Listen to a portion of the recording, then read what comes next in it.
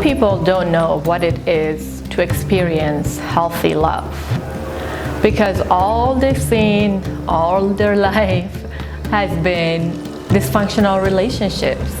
And the truth is that we experience more unhealthy and more dysfunctional relationships throughout our life, way more than healthy relationships. And that's what we are used to. That's how we're conditioned. So many people, when they start experiencing healthy love, true connection, true partnership, true closeness, intimacy, they freak out without knowing that they're freaking out and why they're freaking out. But they really don't allow the true love and true partnership and true intimacy to happen to them. So they start unconsciously sabotaging their relationships because their wounds that are not healed yet, their traumas from childhood, from everything that we've seen growing up that are not healed yet. And for those traumas, for those wounds to be healed, there are two options. One option is that you consciously take yourself back to that experience or those experiences and one by one go through them, open the wound, clean it up, and heal it over time with caring, with nourishment, with a lot of love and attention. Or you unconsciously start recreating those experiences in your adult life and in your relationships in different life circumstances to be able to go through similar experiences and hopefully one day wake up and heal it and make the intentional decision that you're going to treat this experience differently this time. So for a relationship to have a decent amount of healthiness in it, doing trauma work and healing your past is the main key. I mean, there's no way around it. There's no way over it or under it. You're just gonna go through it, right? There's no way to really avoid it. Because guess what? If you don't go back and heal those old traumas, if you don't go back and heal those old traumas and old wounds, what's gonna happen is that it's gonna reoccur in your life again, over and over and over again, until you make that conscious decision that you're going to deal with it and you're going to heal it. Believe it or not, our relationships play a huge role in our growth, personal growth, spiritual growth, and emotional growth. So it doesn't matter how many relationships you have throughout your life.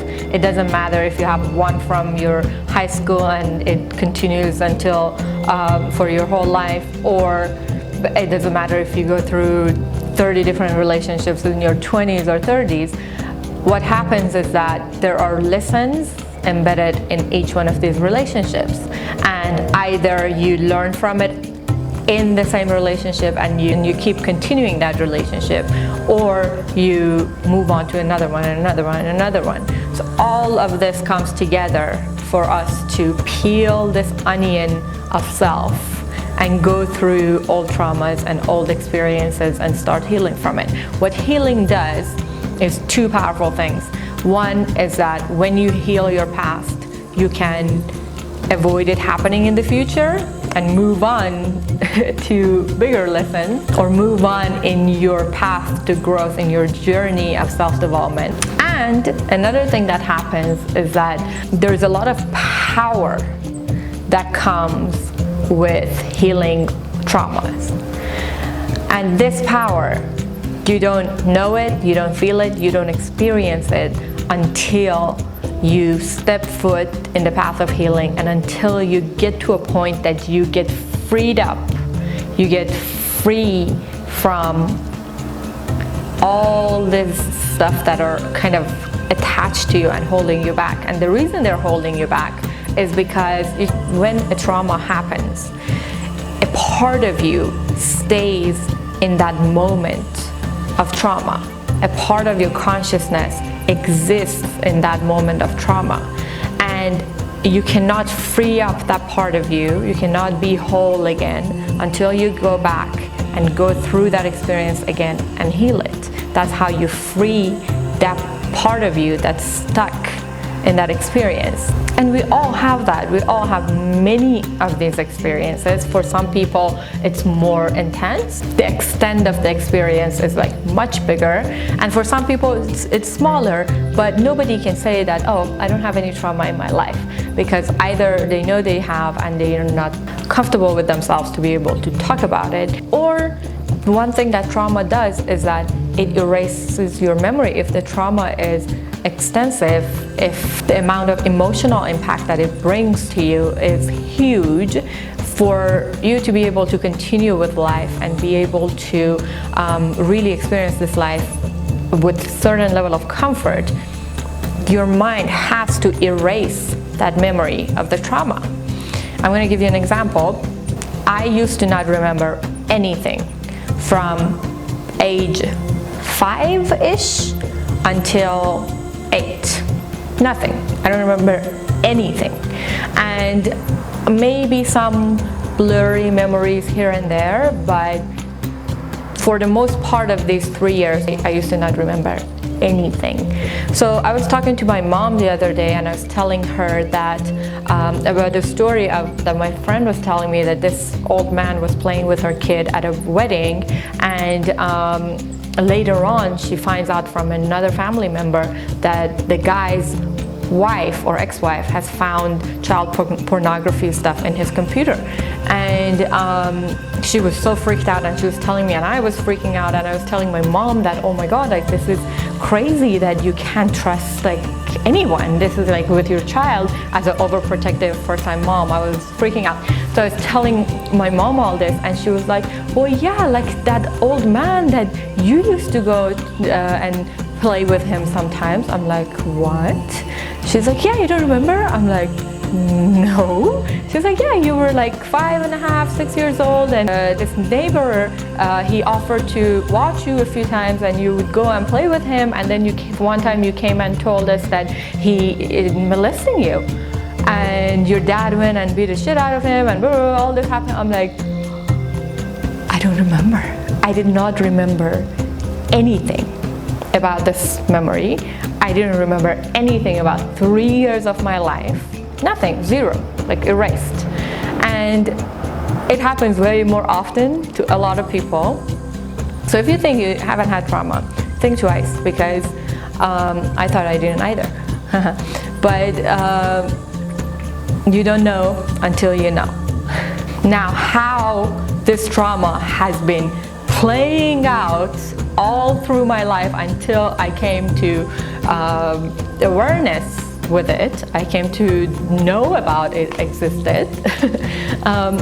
God knows. I mean, there's a lot of things. There's a lot of relationships that I've had. There's a lot of unhealthy relationships that I had with my body. I mean, I couldn't eat. I wouldn't eat. I would refuse to take food. I mean, whole lot of things started unfolding one after another when my mom told me this. Well, after I went through the whole mental breakdown and everything. But the point is, I've seen this over and over and over in different workshops and different sessions with students, that they don't remember things that have happened to them. So if somebody doesn't know they have trauma, they either don't want to admit it to you, or they don't remember. So many of us have been through a lot of trauma in our past, and each experience that's been traumatizing, regardless of the extent and intensity of that experience, a part of us, a part of our consciousness stays in that moment. And for us to become whole again, we need to work on these traumas and start healing them, so we can one by one regain our power. And healing a trauma is like you go, it's just like an uphill battle that you go, and a lot of mental breakdowns, a lot of emotional breakdowns, and then there is a tip of the mountain that after you pass it, you feel so free, you feel so powerful, you feel like you've gained a lot of mental capacity, a lot of clearness, a lot of power. And regaining that power, experiencing that power, wouldn't have been possible if you didn't heal from that trauma.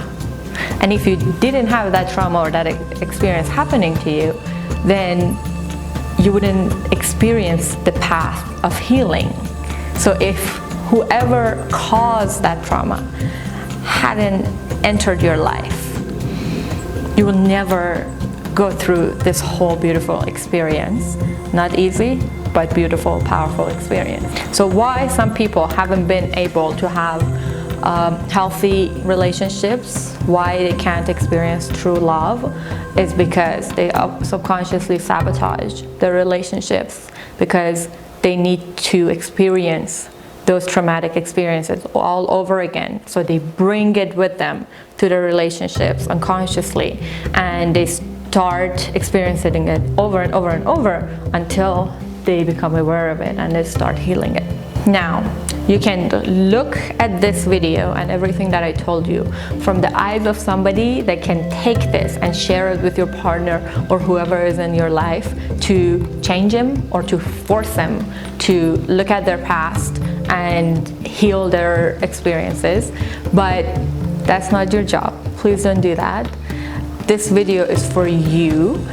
If you think that whoever is around you has had a traumatic past and they are reliving their past experiences in their relationship with you, and if you watch this video with that mentality, I want you to go back and watch the video again, and this time think about you. Think about how you can grow, how you can go through your past experiences, how you can heal, how you have been carrying your past experiences in your current relationship, and put the focus on you. The only person you have control over, the only person you have any power over is you. You can share the video with whoever you want, so maybe it would affect them, maybe they would make the decision to do something about it, but you can never ever push anyone to step foot on the path to growth. You can never force anyone to start healing. That's a very personal decision. So you can support them, you can be there for them, but that's only possible if you yourself are on the path to healing and growth. I hope this video helped you. I hope it resonated with you somewhere, and if it has, I would really appreciate it if you like the video, if you share it with your friends, and if you please subscribe to my channel. See you next time.